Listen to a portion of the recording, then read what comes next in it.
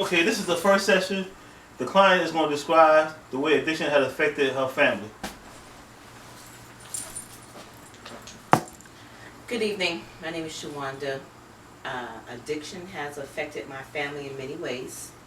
I have a sister who's addicted to drugs. It has caused a lot of heartache and sadness to my parents. I remember one time she had to go to rehab and how much it affected the children. Addiction affects everyone. It affects the money, it affects their finances, it affects their home, it affects them emotionally, and it affects us mentally. Okay, when you say it affects you mentally, do you think that it has changed the way you and your family interact with each other? It most definitely has. You're more cautious around them. You don't want to say things you think might trigger them to relapse if they're trying to stay clean. You watch things around them. You don't know they have sticky fingers, which can be draining if you constantly have to be looking out in your own home, making sure things don't go missing. So what you're saying is that since they're addicted, you spend less time with them, or the time you spend with them, you are monitoring their behavior. Yes. Okay. Most definitely.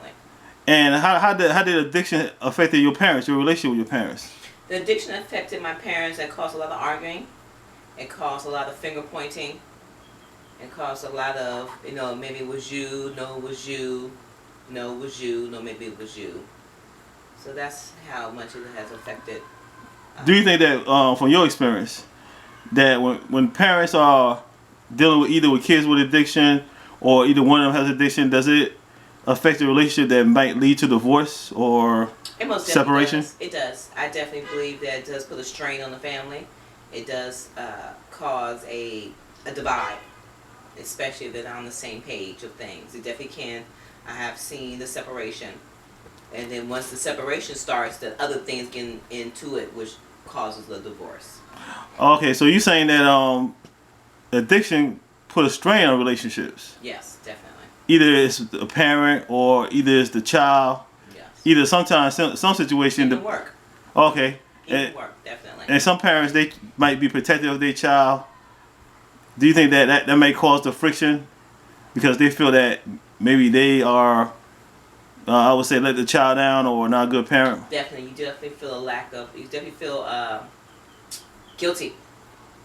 I've seen my parents allow my sister to do a lot that you shouldn't normally allow for stuff to go on in their home. A lot of times police had to be involved, a lot of fights, a lot of arguments, because one of the parents didn't put their foot down because they felt guilty.